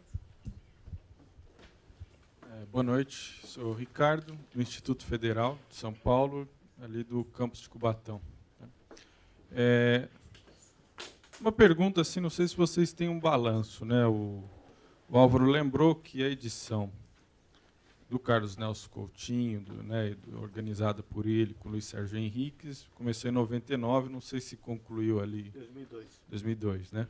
Então, nós já temos aí pelo menos 15 anos, né, que essa edição vem sendo consultada aí por estudantes, pesquisadores. Então, se vocês têm um balanço já digamos assim, da influência política, cultural, dessa edição no Brasil, né? Porque até então aqui no Brasil nós tínhamos ali mais disponíveis em português, né? Aquela que seguia o padrão da edição temática lá do Togliatti, e daí houve ali uma espécie de tentativa de síntese, né, dessas edições com as contribuições do Guerratani e tudo. Se vocês têm um balanço, né, do significado já digamos assim, do que isso deixou já de marcas, né, sobre a interpretação e os estudos de Gramsci no Brasil. Boa noite, meu nome é Sidney. Gostaria de deixar algumas inquietações, na verdade, para o Álvaro e para o Marcos, né? A primeira, sobre o que o Álvaro falou, acho que é a questão do Gramsci, né, com a questão do positivismo, que eu acho que o marxismo na América Latina sofre um pouco dessa questão do positivismo, né? E aí pergunto para os dois, né, como é que a gente pode articular essa questão, né, com esta ruptura, pensando em Maria Tegg também na questão do campesinato, né? E também que vocês respondessem assim, né, por que Marx ou qualquer outro autor ligado a Marx a gente tem esse sofrimento da interpretação? Né, porque a impressão que eu tenho é que o sofrimento é maior quando é ligado a Marx, né? É a impressão que eu sempre tenho. E a outra questão é assim, falou do conselho das fábricas, né? Eu fico pensando nos partidos de esquerdas aqui da gente, que parece que assim, não sei como é que a gente pode pensar essa articulação também, assim, se institucionaliza no sindicato, mas parece que fugiu um pouco dessa frente do trabalhador mesmo, do operário, né? A gente vê hoje os sindicatos com pautas que não atendem, eu acho, que as demandas operárias, né? Essa é a minha visão. E pensando no que o professor falou sobre a questão da política e cultura, e eu estava conversando aqui com um amigo, né? A gente está pensando o seguinte na educação, porque eu sou professor, estou na escola pública, né? E os cortes que estão tendo, qual é a relação aí, então, de cultura, educação e política, né? Pensando em Gramsci, seria isso. Boa noite, meu nome é Valdécio, sou da Unifesp Guarulhos. A minha questão vai mais ou menos na linha do que ele falou a respeito de partidos políticos. Não é? Nos estudos e nas leituras que eu já fiz de Gramsci, ele dá um destaque muito importante para os partidos políticos. E hoje nós, de certa forma, vivemos uma crise muito grave sobre a questão de partidos que são representativos. E Gramsci discute essa questão, dando uma importância muito grande aos partidos como representantes, como uma instituição que dá força à sociedade, né? E que tipo de relação nós poderíamos fazer em questão dos estudos que ele fez E a situação que os partidos políticos, não só no Brasil, mas no mundo todo, vem passando, né, dessa crise de representatividade. Basicamente é isso. Meu nome é Miguel, sou professor de História na Rede Municipal de Ensino, e hoje uma das minhas aulas foi sobre a Assembleia Constituinte, a votação, né, para a Assembleia Constituinte na Venezuela, e gosto muito do Gramsci, do Demerval Saviani, com toda essa questão. E na leitura, usando o Gramsci para a nossa leitura do mundo atual mesmo. Na questão agora dessas culturas subalternas que se destacam, na nova Constituição que teve no Equador e na Bolívia, né, Pachamama, o Bem Viver, e agora a nova Constituição que vai surgir na Venezuela, como isso se configura no contexto internacional, porque eu acho que tem muito uma... Gramsci nos ajuda muito a visualizar isso. Queria que vocês, com todo o conhecimento que vocês têm, fizessem uma leitura sobre isso. Uma pequenininha. Maria José Acedo, da Universidade do Vale do Paraíba, São José dos Campos. Eu estava aqui pensando se é possível a gente captar alguma influência do pensamento de Gramsci na prática política brasileira, ou se há alguma discussão nesse sentido. Falou eu primeiro, né? Vamos nós. Agora tem bastante coisa para falar. Bom, é bastante coisa para falar, mas, enfim, vamos lá, tentar ser sintético. Essa edição do Carlos Nelson Coutinho, sem dúvida, teve a sua utilidade. Quer dizer, houve uma nova difusão do pensamento do Gramsci, de leitura sobre Gramsci, não tenho a menor dúvida disso, né? Mas ela é limitada e já está superada. Quer dizer, se nós pensarmos com essa ambição toda aqui que o Álvaro manifestou, que nós não podemos parar, né, essa edição ela já não dá conta. Quer dizer, para uma pesquisa, para um iniciante, está ótimo. Se você quiser ainda, talvez para fazer uma dissertação de mestrado, é útil. No doutorado, já acho que não dá. Já está passada, né? Além de vários problemas de tradução que existem nessa edição. Como ela foi traduzida por 3 pessoas, não coincide a forma da tradução. Então, tem vários problemas nessa edição. O que acontece? A dificuldade do acesso a essa edição nacional, quer dizer, que é a terceira, né, como eu disse. Quer dizer, aquela edição dos anos 40, 50, que o Togliatti ficou com o nome, mas não foi ele que fez a edição, né? Foi o Filippo Platoni, né, que coordenou aquela coisa toda. Depois perguntava para o Togliatti, está legal assim? O Togliatti olhava e falava, tá legal, continua o seu trabalho aí, né? A coisa foi feita mais ou menos assim.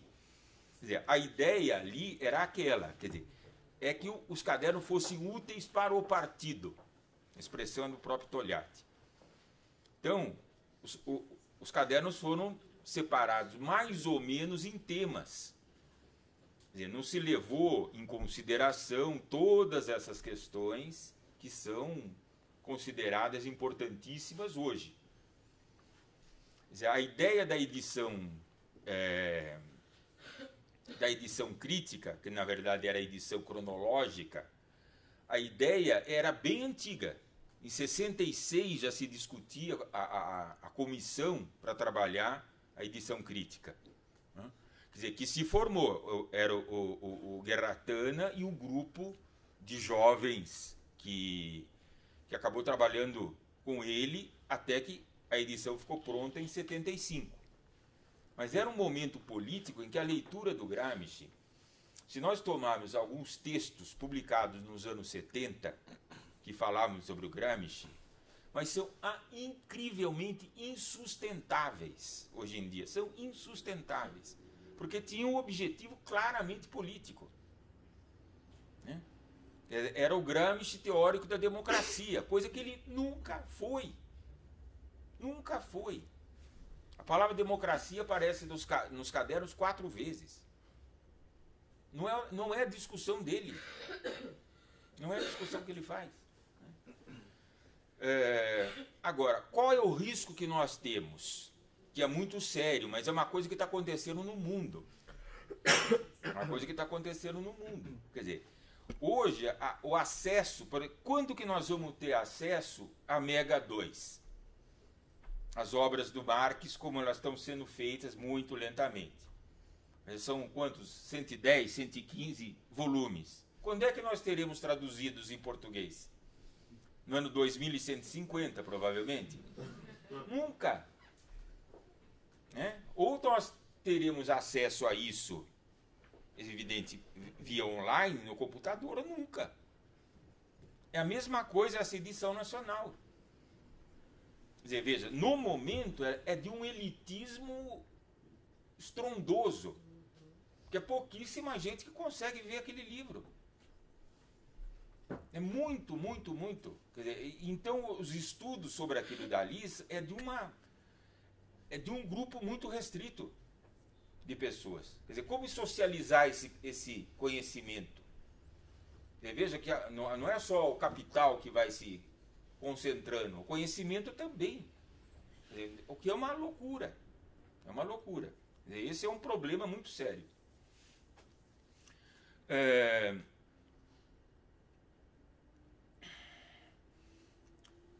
O Gramsci, nós fizemos o primeiro congresso, o congresso de fundação da International Gramsci Society Brasil, que nós fizemos no Rio de Janeiro. A pesquisa feita entre os participantes dá que a metade, aproximadamente, não me lembro bem o número, é de gente da educação. Quer dizer, o Gramsci hoje, ele é um autor importante, presente na área da educação e um pouco menos no serviço social. Na ciência política, vocês têm os dois peça rara aqui, que eu não sei quantos mais tem, não são muitos não. Tem por aí, mas não são muitos. Né? O que dá um perfil de leitura também e de interpretação. Quer dizer, é muito frequente, é muito frequente gente falar da escola unitária, como se isso fosse possível no sistema escolar brasileiro. Não tem o menor cabimento. Quer dizer, aquilo que o Gramsci reflete ali sobre a educação é um estado de transição. Já é um estado revolucionário. Num estado deprimente como esse daqui, não tem o menor sentido. Não tem o menor sentido. Mas a perspectiva dele, também da educação, ele tomou muito da experiência soviética. Que na verdade não foi tão prática assim, né? A miséria era tanta que era difícil colocar em prática. Mas aquilo que se refletia sobre a educação na União Soviética no momento que ele esteve ali. E muito ele aprendeu daquilo. Quer dizer, a ideia de articular o trabalho intelectual com o trabalho manual, né? A teoria e a prática, quer dizer, algo que é básico, né? no marxismo. Na União Soviética era uma coisa não do avanço das forças produtivas, mas era do atraso impressionante. Que as pessoas, você tinha que ensinar as pessoas a trabalhar, porque não sabiam, e também tem que ensinar o mínimo de letramento. Né? Mas há muita leitura muito equivocada do Gramsci nessa questão da educação. Muito mesmo. Questão dos partidos políticos. Bem, o Gramsci pensa, no contexto italiano, evidentemente, dois momentos, ou duas questões que para mim são muito importantes, né? Na leitura que eu faço. É o problema do 20 a 22. Quer dizer, é a crise orgânica dos partidos. Os partidos não representam mais nada. Nem as frações da classe dominante. Se é assim, eles não servem para coisa nenhuma. É preciso redesenhar o poder político da classe dominante. E isso, a solução veio do fascismo. Se os partidos não representam mais nada, quer dizer, há uma analogia, né, no mínimo, com a situação brasileira de hoje, que alguém se identifica com algum partido que esteja ali se comendo no Congresso Nacional para ver quem rouba mais? Não, ninguém, né? Difícil, né? Essa situação.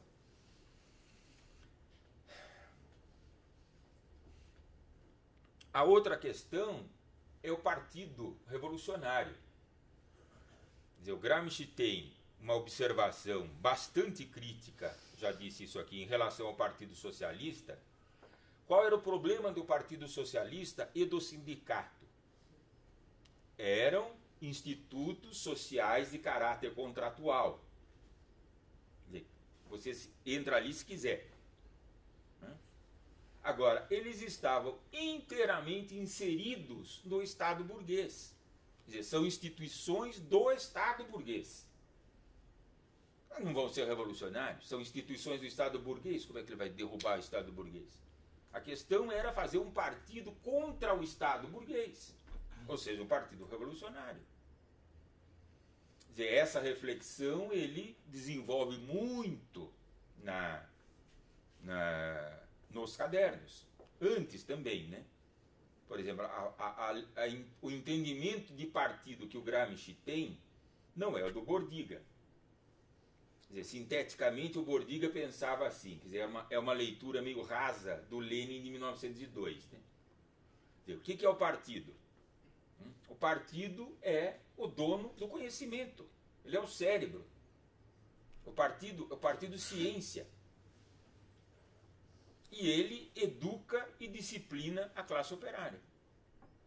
Quando essa estiver educada e grande o suficiente, ela vai fazer a revolução. Então, outro equívoco que foi feito num determinado livro aqui, Marxismo Heterodoxo, alguns anos atrás, que é uma bobagem, é dizer que o Bordiga era alguém que imaginava que a revolução seria amanhã. Para ele, a revolução é de longo prazo. Quer dizer, para o Gramsci não é assim. O partido é o melhor da classe que se organiza em partido. Quer dizer, então há alguma semelhança, essa leitura que eu faço, da teoria do partido do Gramsci com a Rosa Luxemburgo. E vamos dizer que é mais fiel às poucas linhas que o Marx escreve no Manifesto Comunista. A classe se faz partido. Não é um partido que pega a classe e fala, não, olha, vocês todos são ignorantes, não sabem nada, não têm experiência de vida nenhuma, nunca foram para a luta, né, ninguém sabe nada, e nós vamos dizer qual que é o caminho. Não? Eu sou o caminho e a luz. Né? Quer dizer, era a passagem tá, né? Bom, estou aqui seguindo os números. Bom, aí vamos para a América Latina, aqui a coisa complica. Bom, é verdade que na América Latina e muito de positivismo no marxismo. Isso por conta que havia o positivismo. Em alguns países da América Latina o positivismo foi muito marcado. No PCB foi muito marcado. Creio eu que pela enorme presença de militares que tinham formação positivista. Isso no caso brasileiro. Mas existia um positivismo muito forte no Chile, no México, na Argentina, né? E que tinha uma perspectiva progressiva. O positivismo é conservador na Itália, mas na América Latina ela tem uma perspectiva progressiva, como teve na Turquia, como teve na Romênia. Bom, muito bem. Isso é uma verdade. A figura do Mariátegui é de fato extraordinária, mas quase única, né? Porque é curioso, o Mariátegui assistiu ao congresso de fundação do PCI. Uma coisa estupenda, quer dizer, ele estava na mesma sala que o Gramsci. E há muitas proximidades entre os dois. Por exemplo, a influência de Sorrel, forte nos dois, né? Essa perspectiva da presença da manifestação cultural dos subalternos, né? Quer dizer, aquilo que o Gramsci valorizava na Itália meridional, o Mariátegui valorizava nas comunidades indígenas, né? Isso também é muito importante. Quer dizer, há estudos sendo feitos nessa direção, né? E há muita coisa para ser feita por aí. Gramsci, quer dizer, você pode fazer um estudo meramente científico, né? Mas isso foge completamente ao espírito do Gramsci. Quer dizer, o Gramsci é política. Mesmo na prisão ele é política, né? Não há como deixar de ser assim. Quer dizer, ele é incorporado hoje nos movimentos, nos partidos brasileiros? Creio que muito pouco, né? Mas o interesse há. O interesse há. Em vários dos pequenos partidos que efetivamente estão em oposição, né?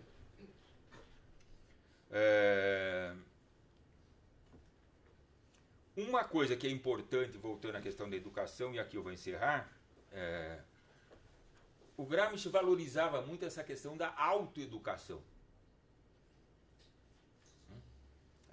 A famosa terceira tese, né, do Feuerbach. Quem educa o educador? Quer dizer, o partido aprende de quem? O partido aprende das massas, da experiência das massas. Então é uma relação dialética. A educação não pode ser uma coisa unívoca, né? Então essas experiências, que existem muitas, né, de auto-organização, de movimentos, quer dizer, que por hora é absolutamente fragmentário, tem que ganhar fôlego e se convergir de alguma maneira, né? Quer dizer, muitas das modificações agora que estão sendo feitas na contra-revolução em marcha obrigarão as classes subalternas brasileiras a se movimentar de alguma maneira. Essa pasmaceira não pode durar para sempre, né? Agora ele vai ser abolido o sindicalismo do jeito que a gente conhece, precisa ver que vem por aí. Entendeu? Num primeiro momento, o que vai acontecer? Quer dizer, vai sobrar meia dúzia de sindicato que tem força. E os outros? Quer dizer, vai ser uma força de trabalho completamente despida de qualquer possibilidade de negociação. Então vai ter que se organizar. Ou senão se restaure-se a escravidão, né? Esse é o caminho que nós temos por aí. Falei muito. Sobre a edição Carlos Nelson, eu acho que foi um ponto de apoio importante e permitiu a renovação dos estudos gramscianos no Brasil a partir do começo dos anos 2000. Hoje ela é um obstáculo. Por quê? Porque ela impede o trabalho de reconstrução filológica. Isto que temos feito, ou se tem feito, isto que, por exemplo, o dicionário gramsciano faz, que é de pegar, por exemplo, um conceito, uma ideia de Gramsci e ver como Gramsci vai construindo o seu argumento ao longo dos cadernos. Com a edição Carlos Nelson nós não conseguimos fazer. Dentre outras razões, porque o Carlos pegou todos os textos A, ou seja, aqueles de primeira redação, que Gramsci transforma depois em texto C. Carlos Nelson pegou todos os textos A e jogou no lixo. Isto não está publicado na edição brasileira. Não está nem completo, né? Sim. Não está nem completo. Então, não tem como fazer isso. Então, se depender desta edição, nós vamos estar sempre atrás. Agora, aqui registro minha opinião. Eu considero um grave erro publicar agora no Brasil a edição de Ratana de 1975. Eu acho que nós temos que publicar a nova edição nacional. Traduzir e publicar com um aparato crítico próprio. esta nova edição assim que ela for publicada na Itália. Eu acho que este é o grande desafio para os estudos gramscianos no Brasil. São 23 volumes. Não. Há 2 cadernos do cárcere. Não. E nem os cadernos de tradução, porque não faz sentido traduzir a tradução, certo? Então, mas sim, os cadernos do cárcere, que são 5 volumes na nova edição nacional, eu acho que tem que ser traduzidos nesta versão, na versão da edição nacional. Bom, sobre o sofrimento da interpretação, olha, sofrimento da interpretação sempre, né? Não apenas Marx. Eu vou dar um exemplo que é Locke, sobre o qual não devem pairar dúvidas. Mas pairam, por exemplo, durante muito tempo se achou que os 2 tratados sobre o governo civil eram o programa político da Revolução Gloriosa de 1688. Isto até 1969, quando Peter Laslett estabeleceu, de modo muito consistente, que o 2º tratado sobre o governo civil havia sido escrito por Locke em 1961. 1661. Muito embora ele só tenha sido publicado em 1689. Então, sim, o sofrimento da interpretação sempre há quando o trabalho de interpretação é levado a sério. Então, isto não cabe apenas aos marxistas. Por exemplo, Marcos falava da edição da Mega, que nunca se completa. Não é? A edição das obras de Thomas Hobbes também não. Não há uma edição das obras completas de Thomas Hobbes publicada até hoje. O que tem é uma edição do século XIX das obras latinas, porque Hobbes era tradutor e ele escrevia os seus livros em 2 idiomas, em inglês e em latim. Então, os textos em latim estão publicados, né? Mas os textos em inglês não estão publicados. Não temos uma edição das obras completas de Thomas Hobbes, por exemplo. Então, o que é problema nosso é problema dos outros também. O sofrimento é de todos, ele está distribuído de maneira democrática, entre todos aqueles que levam a teoria a sério. Certo? Bom, sobre partidos políticos. Olha, eu recomendo a leitura do caderno 13 de uma nota de Antônio Gramsci sobre os partidos políticos em contexto de crise orgânica. O número do parágrafo me fugiu à mente agora. Mas é lá pelo número 20 alguma coisa. Está entre o 20 e o 30. Não me lembro agora o número do parágrafo. Bem, ali Gramsci trata a crise de hegemonia como uma crise de representação, né? Quando os representantes e representados se afastam, né? O que acontece, segundo Gramsci, quando se fez uma exigência muito grande, né, às massas, né, e esta exigência não encontrou a sua contrapartida. O exemplo claro que Gramsci tem em mente é o da guerra, né?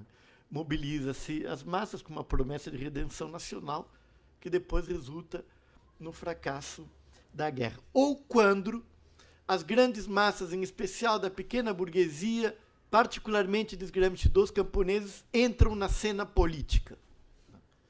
É um momento que perturba a ordem tradicional dos partidos políticos e ocorre a separação entre representantes e representados, ou seja, os partidos políticos não cumprem mais a sua função. Tem-se aí o momento da crise de representação, que, diz Gramsci, não é senão a crise de hegemonia. Eu acho que aqui está a chave para a interpretação da realidade brasileira presente, né? Neste parágrafo. Quem quiser pode trabalhar com este parágrafo. E isto me leva à segunda questão, a influência de Gramsci no Brasil. Eu acho ela enorme. Todo exagero. Uma parte considerável do vocabulário político que mobilizamos no nosso cotidiano é o vocabulário político gramsciano. Sociedade civil, por exemplo, bloco histórico, intelectuais. Isso está no nosso dia a dia. Vou dar um exemplo. Fernando Henrique Cardoso. Ele citou neste semestre, 2 vezes Antônio Gramsci. As 2 vezes, uma primeira para, se não me falha a memória, Miriam Leitão, que faz uma pequena notinha, né? E outra numa entrevista. Quê? Maoísta. É. E outra numa entrevista. Nas 2 vezes ele cita a mesma passagem de Gramsci, que é esta sobre a crise de representação. Ele cita uma passagem na qual Gramsci diz que a crise consiste em que o velho morreu e o novo ainda não consegue nascer. Certo? Bom, esta passagem tem uma versão do Facebook, que é uma farsa, né? Neste momento de claro e escuro surgem os monstros. Vocês já devem ter ouvido. Visto isso, isto não é de Gramsci, isto é uma bobagem, né? O que Gramsci diz é: neste momento surgem os fenômenos mais mórbidos. Certo? E atenção, neste momento surgem os fenômenos. Então a frase toda é mais ou menos assim: o velho perece e o novo ainda não consegue nascer, vírgula. Fernando Henrique para na vírgula. Neste momento surgem os fenômenos mais mórbidos. Isto ele não conta. E obviamente não pode, porque ele está defendendo que Temer, o fenômeno mais mórbido, cumpre o seu mandato. É isto. A gente tem um limite de horário, né? Então a gente vai encerrar agradecendo a presença de todos vocês, agradecendo principalmente, né, os professores, e para ver o quanto esse tema interessa, né? A gente teve, cadê a Genira? 150 inscritos, né? Então, era muita gente. Se viesse todo mundo, nem caberia aqui. A gente teria que ir para o 7º andar, né? A gente sempre conta com metade. Então, eu acho que foi bem escolhido, né? O CEDEM escolheu bem o tema e a mesa, né? Então, a gente só tem que agradecer. Então, agradeço Dia a 21 todos. de agosto, todo mundo na Unicamp, hein? 22. 22. 22. 22. 22. 22.